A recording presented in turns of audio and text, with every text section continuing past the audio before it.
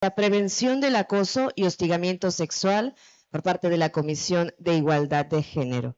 Se encuentra con nosotros la diputada Elizabeth Escobedo Morales, presidenta de la Comisión de Igualdad de Género.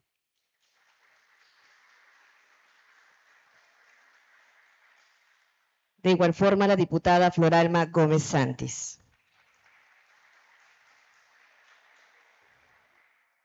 Está con nosotros la contadora pública Marta Elena Mendoza Rodríguez.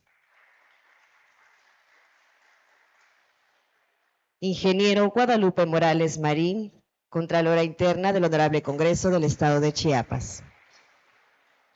Licenciada Georgina Díaz García, visitadora adjunta de la Comisión Estatal de los Derechos Humanos. Cedo la palabra a la diputada Elizabeth Escobedo Morales.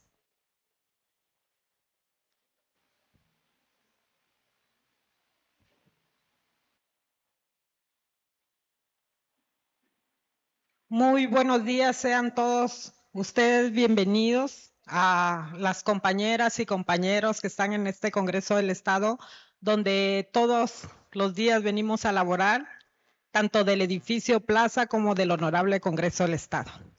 Agradezco la presencia del ingeniero Guadalupe Morales Marín, de mi compañera diputada Floralma Gómez Santis, bueno, y de nuestra ponente, licenciada Georgina Díaz García, que nos visita de la Comisión Estatal de Derechos Humanos y quien sin duda alguna abordará este tema tan importante como es el acoso y hostigamiento sexual. También agradecer a la contadora María Elena Mendoza de Planeación esta actividad que hoy desarrollamos en este honorable Congreso del Estado. Tiene que ver con para prevenir todos estos tipos de violencia que existen contra las mujeres en todo el mundo. En todo el mundo, en nuestro país, donde quiera. Pero necesitamos entre todas caminar unidas y unidos para poder ir erradicando este flagelo que detiene a una sociedad. Hoy este tema es importante porque a través de ello vamos a prevenir y vamos a conocer lo que es el hostigamiento y acoso sexual, que debemos todos comprender a detalle en las diferentes áreas donde nos encontramos en nuestra vida diaria. También quiero agradecer la presencia de la contadora Gaby, con quien hemos caminado también en todos estos momentos. Como todos saben, la violencia es uno de los problemas que detienen muchas veces el avance de la sociedad.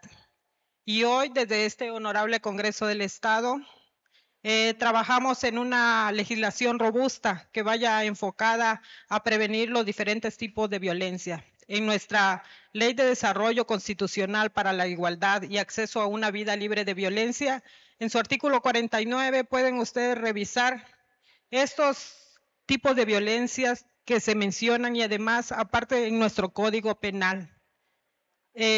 También hemos trabajado en lo que tiene que ver en lo que es el feminicidio, que es la violencia extrema hacia una mujer. En Chiapas tenemos un castigo de 45 a 65 años de prisión quien cometa feminicidio. De igual manera, hemos estado trabajando con las diversas instancias en el Estado, los diferentes poderes, para unir esfuerzos y prevenir las violencias hacia las mujeres. Por eso, hoy, con la licenciada Georgina, de la Comisión Estatal de Derechos Humanos, llevamos a ustedes este tema de hostigamiento y acoso sexual para que conjuntamente sepamos, como les dije anteriormente, qué hacer, a dónde recurrir.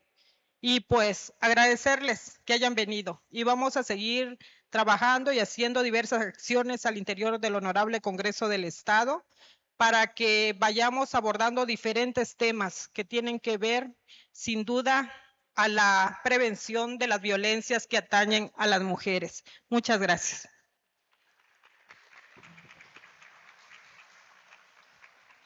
Cedo la palabra a la licenciada Georgina Díaz García, visitadora adjunta de la Comisión Estatal de los Derechos Humanos.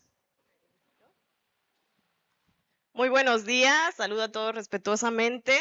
Primero que nada, pues agradecer la invitación aquí por parte del Congreso del Estado y en especial a la diputada Elizabeth. Para la Comisión Estatal de los Derechos Humanos, pues es muy importante este tipo de invitaciones. Estamos muy agradecidos. Esperamos que este tipo de eventos pues continúen, ¿no? Que sean más.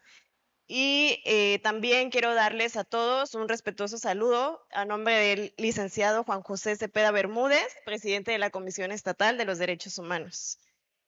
Bueno, pues no sé si ustedes sabían, el hostigamiento y el acoso sexual, ¿creen ustedes que es únicamente hacia las mujeres? ¿Qué dirán? No, también puede ser víctimas los hombres. Sin embargo, un dato curioso es... bueno, veo más mujeres.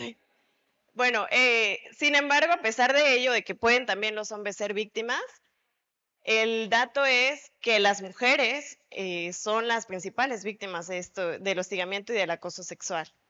Entonces, el día de hoy les voy a hablar precisamente sobre la prevención del hostigamiento y el acoso sexual. Nuestro objetivo general en esta conferencia pues es identificar qué es el hostigamiento, qué es el acoso sexual, como conductas de violencia de género. Por eso les preguntaba al inicio, ¿creen ustedes que solo es para hombres, solo para mujeres? No. Pueden ser para ambos, sin embargo, se considera una conducta de violencia de género porque la mayoría de las víctimas son mujeres. Y vamos a identificar entonces que esas conductas vulneran los derechos de las personas, sus derechos humanos. Vamos a ver cómo. Es importante que nosotros conozcamos y primero sepamos identificar cómo son estas conductas, porque si no sabemos identificarlo, ¿cómo vamos a saber si estamos en presencia de un supuesto de estos, ¿no? Y también es importante, ya lo identificamos, ok, entonces ahora vamos a ver qué podemos hacer, a qué instancia podemos recurrir y cuáles van a ser entonces esas sanciones. Bueno, en la participación, vamos a expresar las opiniones de forma respetuosa y espero que sea una participación activa por parte de todos. Continuemos. Sí. Primero, tenemos que distinguir qué es el género y qué es el sexo. ¿Alguien tiene idea de qué es el género sin ver la presentación? ¿Alguien? No quieren participar. Pero cuando dije si solo mujeres, sí. Bueno, el género, como lo menciona aquí, es una categoría que analiza cómo se definen, se representan y simbolizan las diferencias sexuales en una determinada sociedad. ¿Qué quiere decir esto? No va a ser lo mismo la concepción de género que tengan en un estado, en Chiapas, aquí del sur, a la concepción que tengan en el norte, ¿no? No es lo mismo, porque va a depender del lugar y del tiempo incluso, porque no es lo mismo la idea que tenían anteriormente nuestros abuelos a la idea que tenemos actualmente, ¿no? Va cambiando.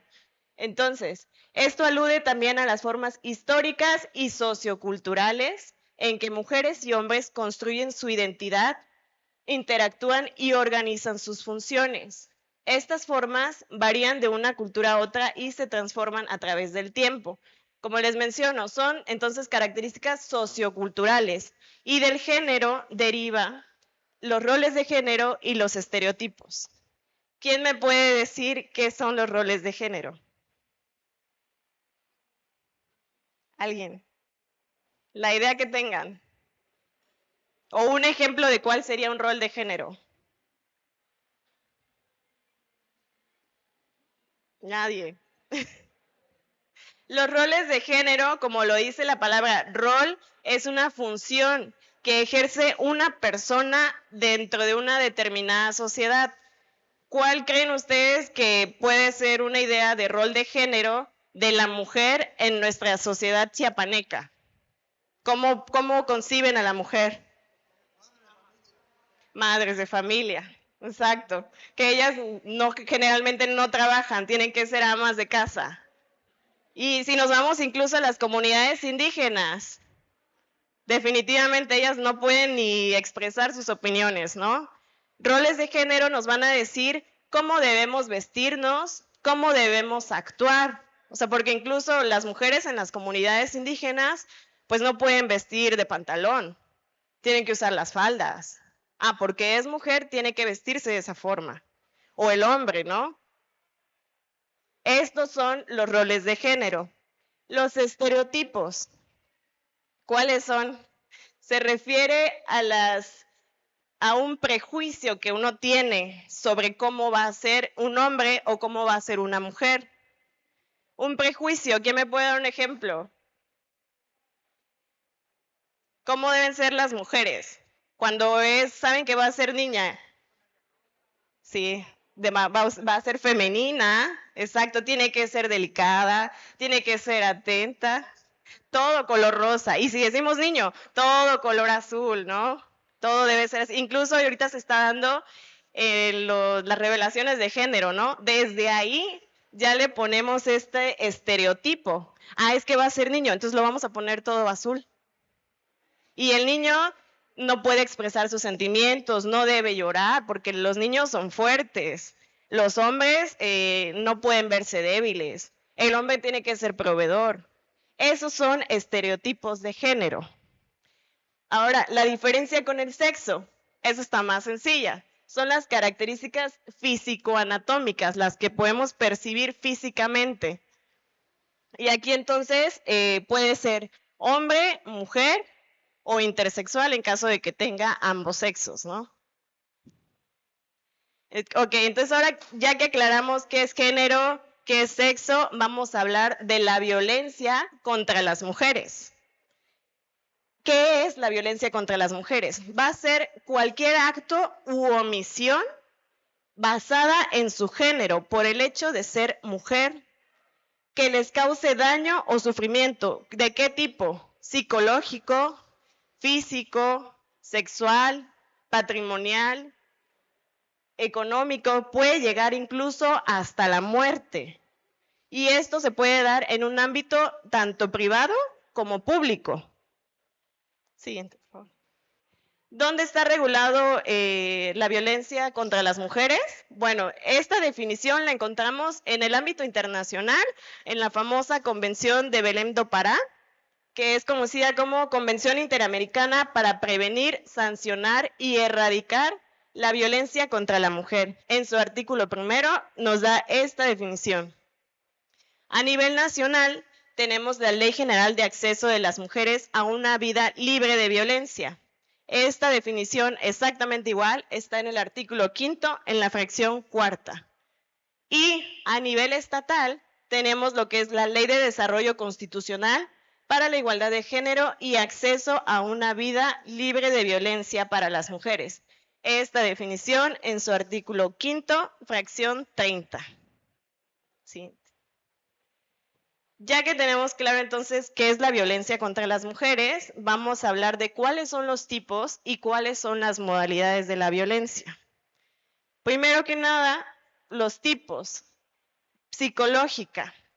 Este tipo de violencia es un acto u omisión que va a causar una afectación a la estabilidad psicológica, emocional de la persona.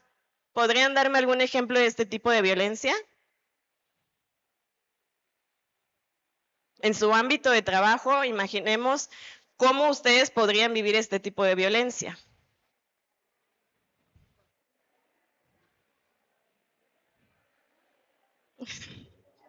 Nunca se da, no les ha pasado que de repente el jefe o la jefa les diga en un tono un poco elevadito, oye, necesito esto, pero para allá, o que use alguna palabra que sea como despectiva, quizá. Ese es un tipo de violencia psicológica, ¿no? Va a causar una afectación al nivel emocional y esta, o sea, puede ser tanto amenazas, va a afectar tanto, puede llegar incluso a detonar lo que es la ansiedad o la depresión. Y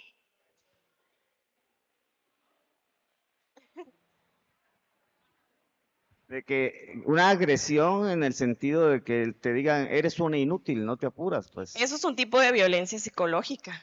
Exactamente, porque me está causando una afectación emocional. Derivado de eso, me siento mal, baja mi autoestima, me siento vulnerable, siento que no sirve mi trabajo, empieza a bajar mi productividad en el trabajo, ¿no? Entonces sí es un tipo de violencia psicológica. La violencia física, bueno, esta es más evidente, ¿no? Esta es una acción que tiene por objeto dañar físicamente a la persona. Este daño puede darse con el uso de la fuerza física o puede ser incluso a través de sustancias tóxicas, de ácidos, como se dio en los tiempos de pandemia. No sé si supieron muchos casos de enfermeras que pues por la ignorancia de esta enfermedad del COVID, pues mucha gente les aventaba cloro, pensando que ellas podían contagiarles, ¿no? Eso es un tipo de violencia física, aventar el cloro, o estos casos ya todavía más feos, donde se les avienta ácido muriático, ¿no? Eso es la violencia física. El otro tipo de violencia, patrimonial. ¿Alguien tiene idea por qué patrimonial y luego económica? ¿Cuál será la diferencia? No les suena. Patrimonial. Este va a ser un acto u omisión con el fin de afectar la supervivencia de la víctima. ¿Cómo? Porque puede transformar, destruir, retener bienes de la persona o en común con el fin de afectar su supervivencia. ¿Algún ejemplo? ¿A alguien se le ocurre? No te deposito, no te doy el dinero para la comida de la casa, o a una trabajadora, si no haces lo que te digo, te voy a descontar día o no. Un tema de esos. Muy bien, aunque esa va más todavía a la económica. Ahí va la diferencia. Imaginemos, por ejemplo, que se está viviendo una violencia y me retienen mis documentos personales. ¿Cómo puedo yo viajar, salir de donde estoy? O dejarla fuera de un testamento, ¿no? Que quede fuera y se lo dejen nomás a los hijos, ella quede. Bueno, ahí en el testamento hay una libertad de la voluntad y no es realmente un tipo de violencia. Tal vez amenazarla también puede implicar una violencia psicológica. Si ya otorgué testamento y le dije a la persona, ¿no? Oye, ya te dejé en mi testamento, pero después digo, si te sigues comportando así, ya no te voy a poner, ¿no? Ahí podría ser una amenaza. Sin embargo, no cuenta como un tipo de violencia patrimonial. Es un ejemplo que les daba el retener documentos. Si yo no tengo mi INE, mi pasaporte, ¿cómo me voy a mover? ¿No? Si yo lo que quiero es salir ya de acá y que mi jefe me diga, no te puedes ir de vacaciones si me das tu pasaporte. Sería un ejemplo. La violencia económica es precisamente como nos comentaba el diputado, así es. No te doy el dinero porque o solo me pediste para la comida y solo para eso te voy a dar. No te puedes comprar nada más, no puedo comprarte un coche, nada, solo lo necesario para subsistir, ¿no? O incluso en el trabajo, este tipo de violencia también se puede dar, que por el mismo trabajo, hombre-mujer, la mujer reciba menor pago por exactamente el mismo trabajo. Ese es un tipo de violencia económica. Y todavía parece que se da bastante, ¿no?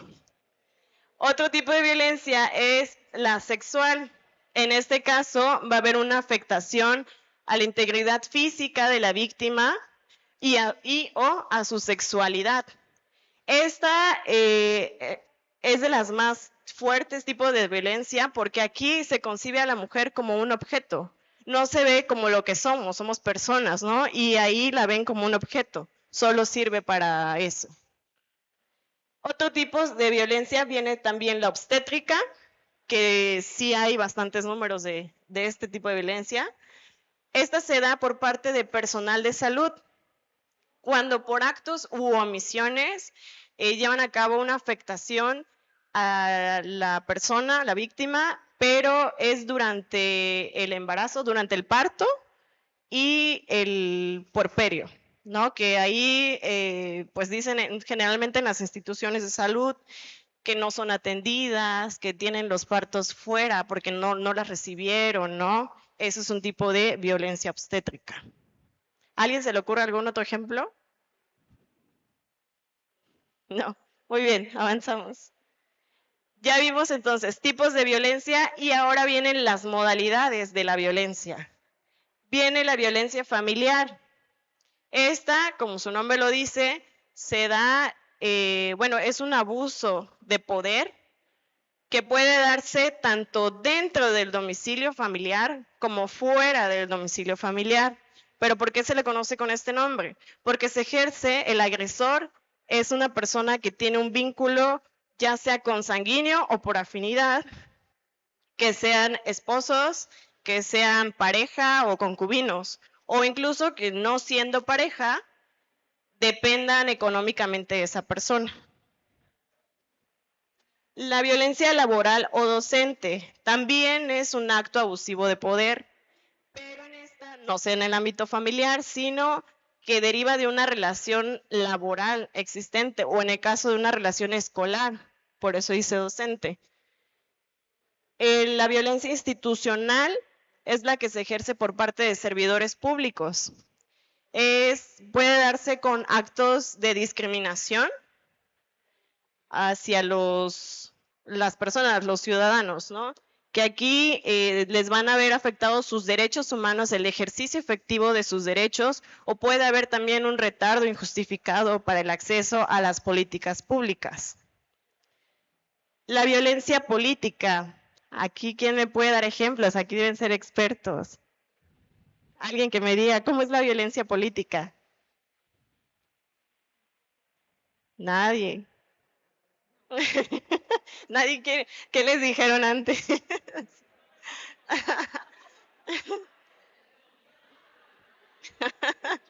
Ya. Bueno, esta se da con tal de privar de los derechos de las mujeres cuando están en el ámbito político. Ahorita estamos escuchando mucho de ciertas candidatas, ¿no? Que les están tirando directamente a ellas, ¿no? Y entonces se limitan sus derechos político-electorales. Ahí es donde se ven afectadas por el simple hecho de ser mujeres. La violencia en la comunidad. Este ejemplo lo podemos ver más en las comunidades indígenas, donde ya sea es una violencia individual o colectiva, pero ¿qué provoca? Que la mujer se vea excluida, discriminada, que no se tome en cuenta, como en las comunidades indígenas. Ellas no pueden participar en las reuniones, no pueden, a veces no quieren dejar que voten, ¿no? Es muy difícil. Es este tipo de violencia. Digital y mediática. Esta violencia ha ido a la alta en estos últimos años. Se da a través de los medios electrónicos. ¿Cómo? Por medio de una acción de comunicar, de difundir, publicar, enviar a todas las personas, ya sea fotografías, videos o audios que tengan un contenido sexual, íntimo, y que sea sin el consentimiento de la persona. Estos pueden ser tanto imágenes, videos, audios reales o también ficticios, siempre y cuando sea sin el consentimiento de la persona. Y por último, la violencia feminicida. Como bien mencionó la diputada, este es el más grave de los tipos de violencia. Aquí pues ya se vieron vulnerados todos los derechos de las mujeres y es cuando pues hay motivos de odio hacia la mujer. Siguiente. Vamos entonces acercándonos a lo que es el hostigamiento y el acoso sexual. El tipo de violencia sexual, como ya dijimos, es un acto que degrada a la persona físicamente, sexualmente. Es una expresión de abuso de poder y que implica supremacía masculina. Y la concibe como objeto. También hablamos de la violencia laboral y docente, y dentro de esta puede consistir tanto en un solo evento que pase una sola vez o que sea en varios eventos repetitivamente. Y en esta se incluye entonces el acoso y el hostigamiento sexual. ¿Qué es entonces el hostigamiento sexual? Aquí quiero que observen muy bien el dibujito, las personitas que salen ahí. Es el ejercicio de poder en una relación de subordinación. Hay un superior y alguien subordinado.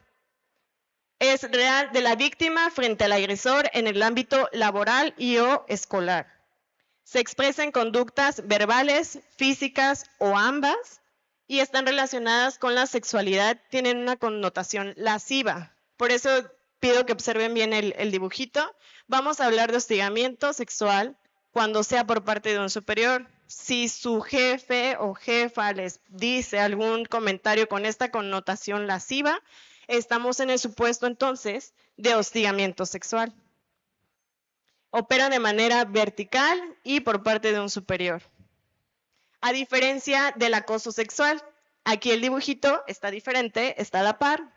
Es una forma de violencia también en la que si bien no hay esta subordinación, hay una igualdad, pero hay un ejercicio abusivo de poder aún así. ¿Cómo? Conlleva un estado de indefensión y de riesgo para la víctima, independientemente de que se realice en uno o más eventos.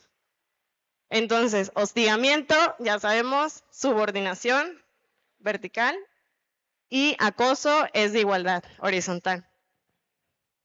Aquí les vamos a pasar un videíto para identificar bien las diferencias de uno y otro.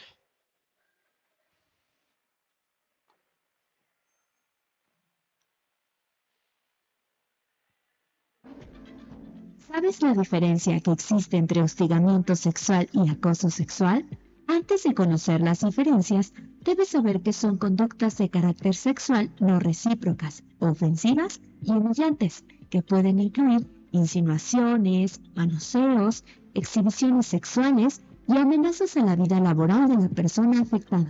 El hostigamiento sexual es una forma de violencia que se presenta en una relación jerárquica y de subordinación que ocurre principalmente en el trabajo, mientras que el acoso sexual ocurre entre personas del mismo nivel jerárquico, ya sea en el trabajo, la escuela, el hogar, el transporte público o en tu comunidad. Para identificar si eres víctima de estas conductas, es importante saber y aceptar cuando algo te incomoda, disgusta o afecta. Un elemento clave es tu consentimiento. Si dices no, es no. El hostigamiento y el acoso sexual deben denunciarse, porque ambos son sancionados por la ley. Para más información ingresa a cerotolerancia.mujeres.gov.mx.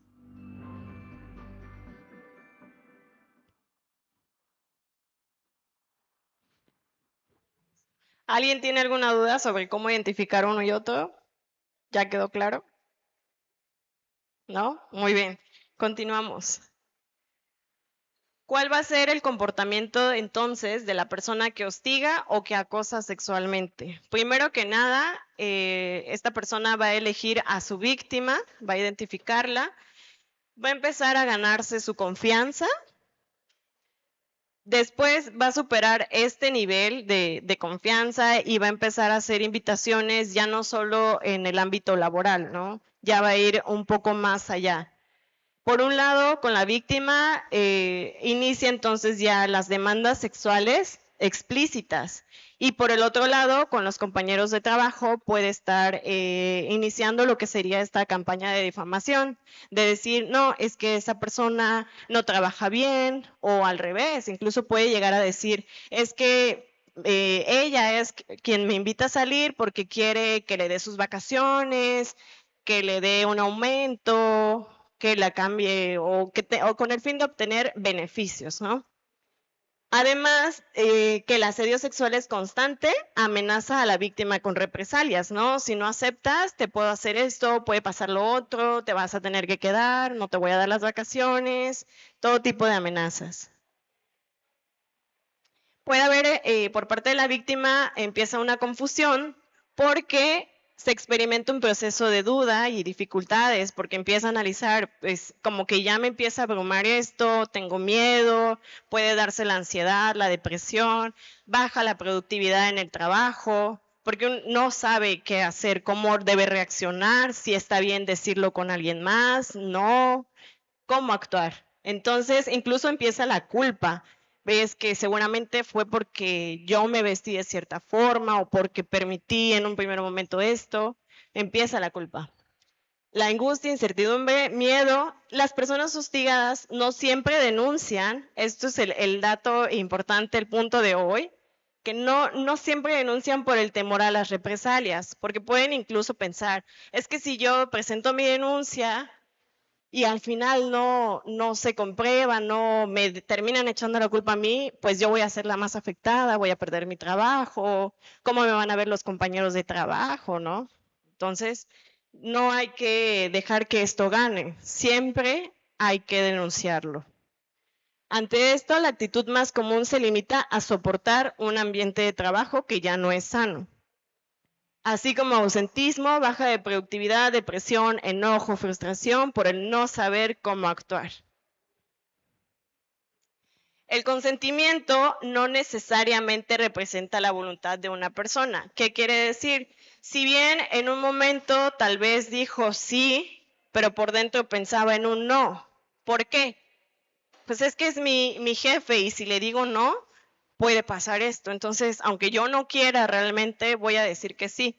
A esto se refiere, no necesariamente representa la voluntad de una persona. Es el resultado de una deliberación que puede ser libre o en este caso sería forzada. Se produce en el marco de relaciones que no pueden ser recíprocas, pueden no ser recíprocas y estar determinadas por dinámicas de poder. La naturalización de la violencia sexual se asienta en la invisibilización de la negativa de las mujeres y de las presuntas víctimas a participar en los actos de violencia. Como no se les da tanta importancia, no hay tantas capacitaciones, no se da tanto conocimiento sobre esto, en cierta forma empiezan a normalizarlo. Pues es que, pues sí, es normal que de vez en cuando el jefe actúe de esa forma y pues ni modo, se tiene que aguantar. No hay por qué denunciar. Lo normalizan incluso los compañeros de trabajo. Eso no quiere decir que esté bien. La posición de las mujeres está influenciada por estereotipos y estructuras que las colocan en desventajas para ejercer sus derechos y decidir con libertad. Aquí por eso está en grandecito. El no es no. Somos libres de decir que no queremos algo y no por ello van a haber consecuencias en nuestro trabajo o en el ámbito escolar. ¿Cuáles son estos factores que propician el hostigamiento y el acoso sexual? Número 1, el más importante es el machismo. Ese es el que más propicia estas conductas, porque lo normalizamos, porque así crecimos, porque así ha sido siempre. Pensamos que está bien, pero no está bien. Los estereotipos sobre la sexualidad, por eso en un inicio hablamos de cuáles son los estereotipos. No necesariamente porque la mayoría de las personas digan que debe ser así, las cosas deben ser así. El abuso de poder, esto también se daría más que nada en el caso de hostigamiento, ¿no? Porque por esta relación de subordinación. La débil cultura de la denuncia, que es el punto importante de esta plática.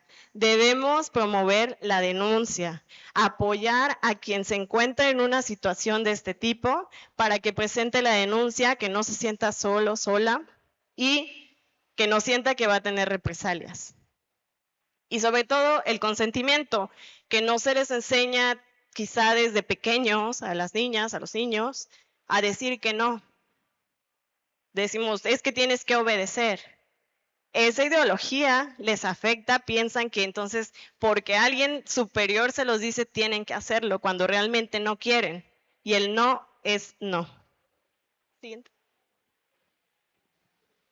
El consentimiento puede ser reversible. Si bien en un momento yo dije, ok, sí quiero, pero después lo analizo y digo, no, siento que no está bien, que me invitó mi jefe a un café.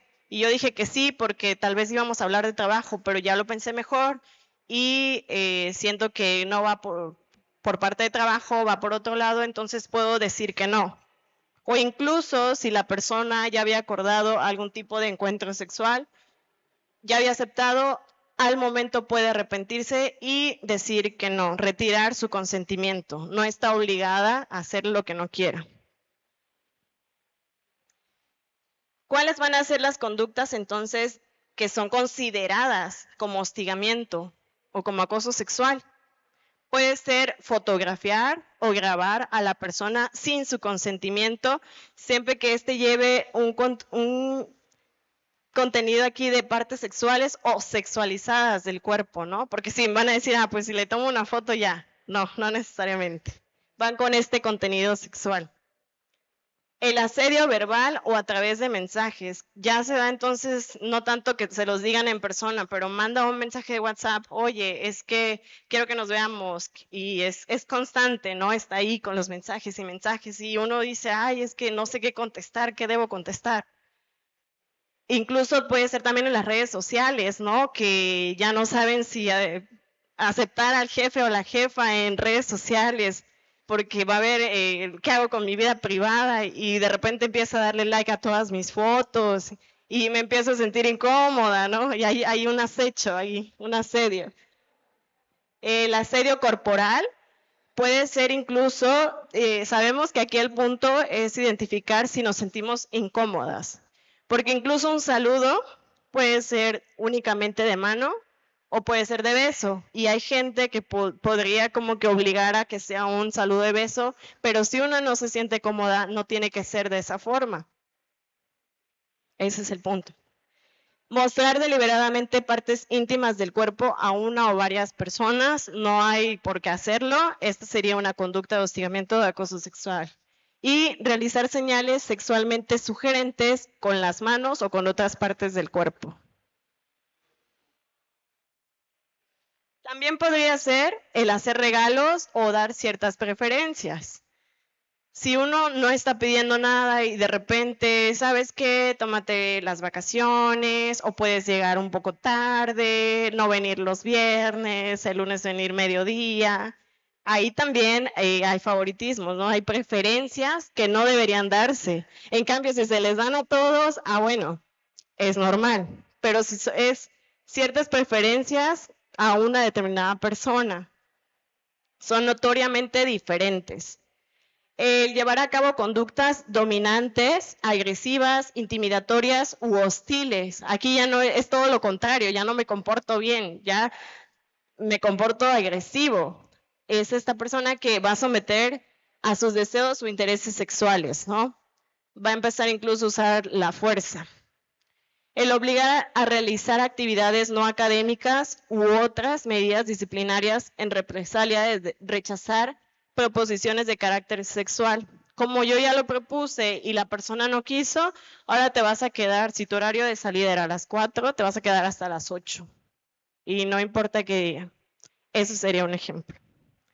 El preguntar a una persona sobre historias, fantasías o preferencias sexuales o sobre su vida sexual puede también ser un caso de hostigamiento o acoso sexual, porque eso debe mantenerse en privado, o si la persona quiere comentarlo está en su libertad, pero la otra persona no tiene por qué preguntar este tipo de contenido. Ahora vamos a ver cuáles son las sanciones. Hay 3 vías para denunciar el hostigamiento y el acoso sexual, y en la vía penal vamos a ver que está hostigamiento sexual. La conducta, el tipo penal dice el que acose o asedie con fines o móviles lascivos a otra persona, y aquí se especifica, de cualquier sexo, amenazándola con causarle un mal, valiéndose para ello de su posición jerárquica, porque es la relación de subordinación, de su situación laboral, docente, doméstica o cualquier otra que implique ventaja sobre el sujeto pasivo. ¿Cuál va a ser la sanción? De 1 a 3 años de prisión y hasta 100 días de multa. Y el acoso sexual, quien con fines de lujuria asedia a persona de cualquier sexo, aprovechándose de cualquier circunstancia que produzca desventaja, indefensión o riesgo inminente para la víctima, independientemente de que se realice en uno o varios eventos. Para la sanción va de 1 a 4 años de prisión y a 300 años de multa. Y va a haber un agravante. En el caso de que se trate de servidores públicos, quienes sean los agresores, y se aproveche esta situación, se destituye además del cargo a esa persona y se le inhabilita para ocupar cualquier otro cargo puesto por un lapso igual al de la sanción.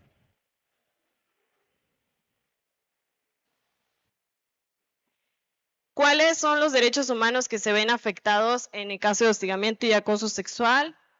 Pues primero el derecho a la vida, a la libertad, la integridad física, sexual, el trato digno, como se trata también de relación de trabajo, el derecho al trabajo, el medio ambiente laboral sano, las condiciones justas de trabajo, porque ya dijimos con ejemplos, se pueden ver afectadas también, ¿no? Que me quiten privilegios o que me den más, pero ¿a condición de qué? Y el libre desarrollo de la personalidad. Ahora bien, vamos a hablar del protocolo para la prevención, atención y sanción del hostigamiento y acoso sexual para el estado de Chiapas. Sorprendente, lo tenemos desde el 2020, 11 de noviembre del 2020. Realmente apenas va a ser 3 años, ya casi. ¿Y cuál es el objeto de este protocolo?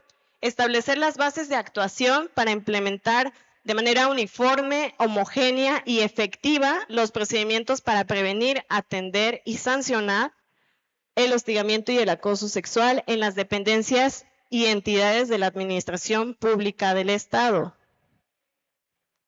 Este instrumento, como lo dice la definición del objeto, es su artículo primero, se trata de prevenir, de orientar y acompañar a las víctimas, de sancionar y también de llevar un registro de los casos de hostigamiento y acoso sexual.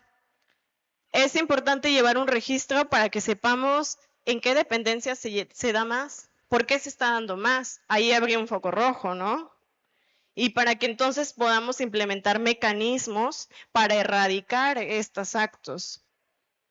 El desafío entonces es contar con registros administrativos que sean confiables y que permitan una mejor aproximación al acoso sexual y el hostigamiento en la administración pública del Estado.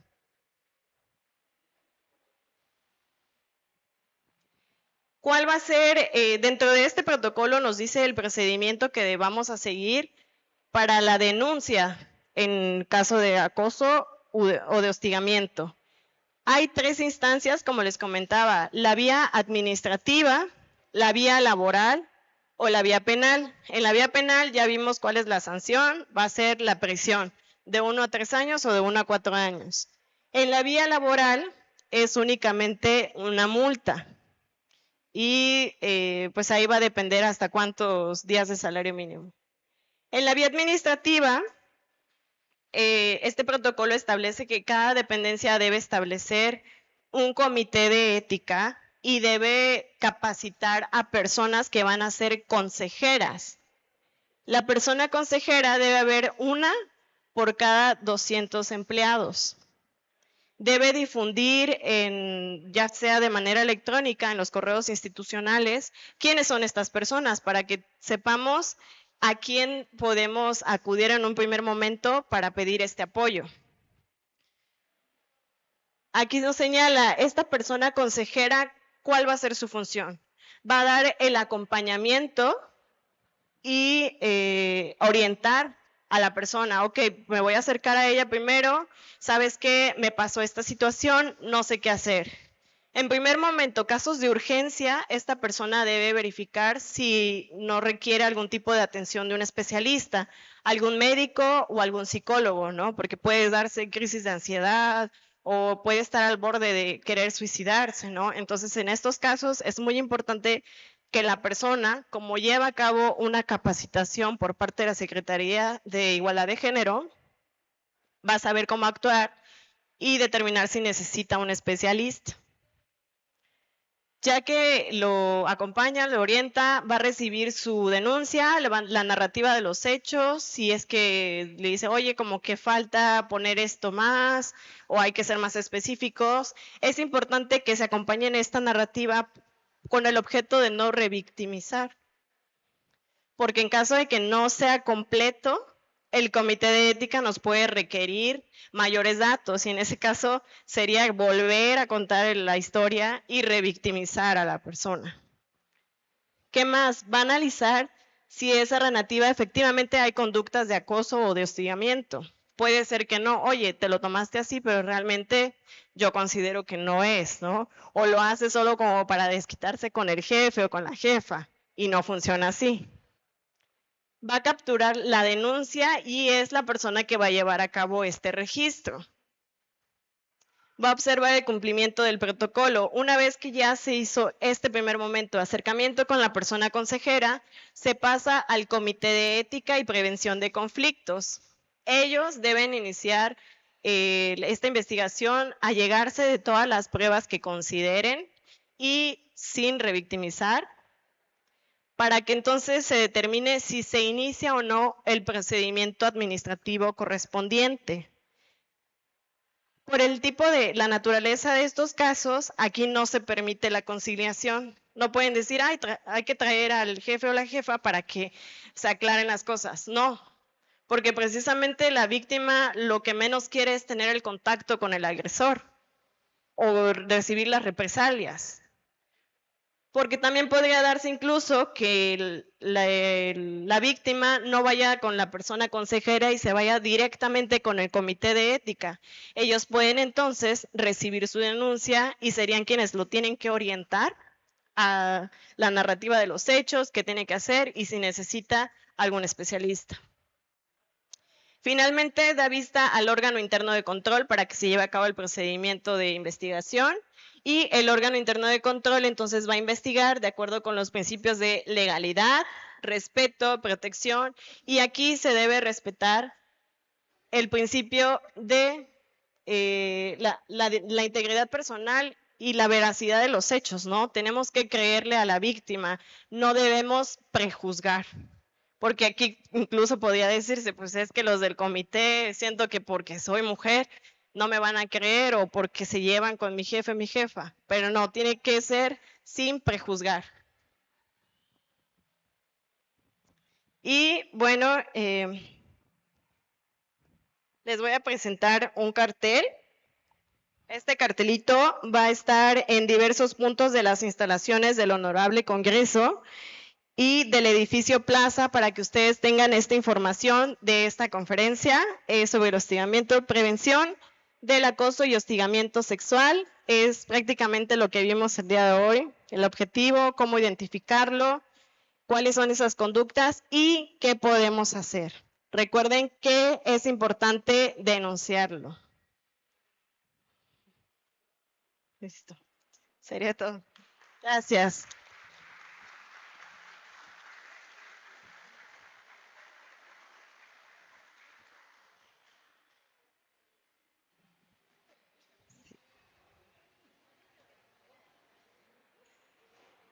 Sí, cedo la palabra a la diputada Elizabeth Escobedo Morales.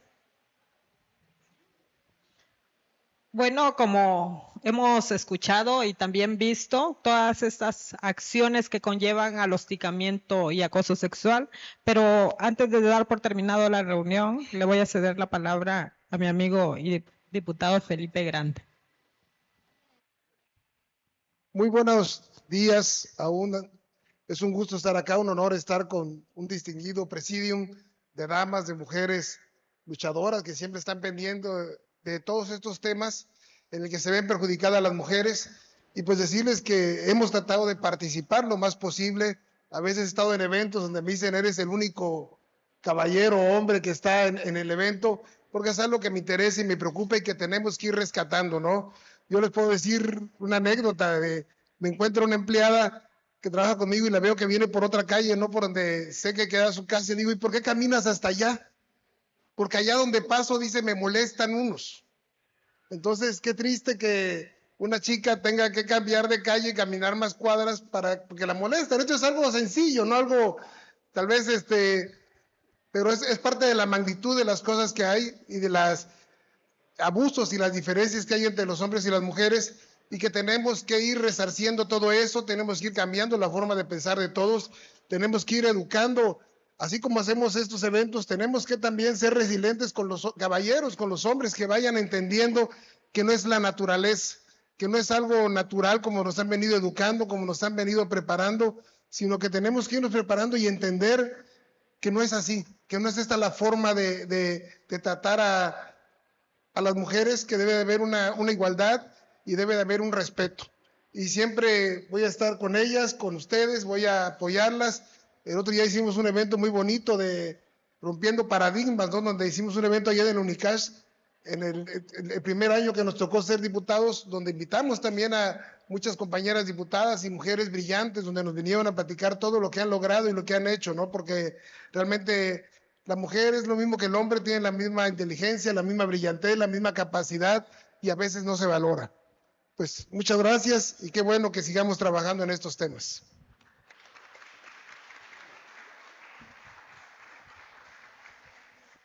Pues muchas gracias a todas y todos por su participación. Agradezco la presencia de mi amiga diputada María Reyes Diego Gómez por estar con nosotros. Y pues ya mencioné al diputado Felipe Granda también, que siempre está en estas actividades para prevenir y erradicar las violencias contra las mujeres, a mi amiga diputada Floralma Gómez Santos, que también impulsa iniciativas de ley que van para erradicar las violencias, y justamente ayer tuvimos una actividad con los grupos trans, con los de la diversidad sexual, porque desde todos los ámbitos debemos erradicar las violencias. Todos somos seres humanos, personas, sentimos igual y no debemos menospreciar ni denigrar a ninguna persona. Debemos tratarnos todos por igual, y por eso desde la Comisión de Igualdad de Género vamos promoviendo la igualdad de oportunidades y la no discriminación entre los géneros. Agradezco a la Contralora Guadalupe Morales Marín, a mi amiga licenciada Georgina Díaz, gracias. Un saludo para el licenciado Juan José, a mi compañera Marta Elena Mendoza. Gracias por estar con nosotros, y sobre todo a todos ustedes que son compañeros de nosotras y nosotros de esta 68ª legislatura, y que continuarán aquí en este Congreso del Estado.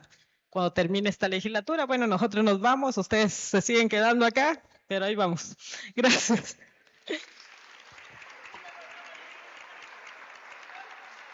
A nombre de la Comisión de Igualdad de Género, agradecemos su presencia a esta conferencia. Muchas gracias.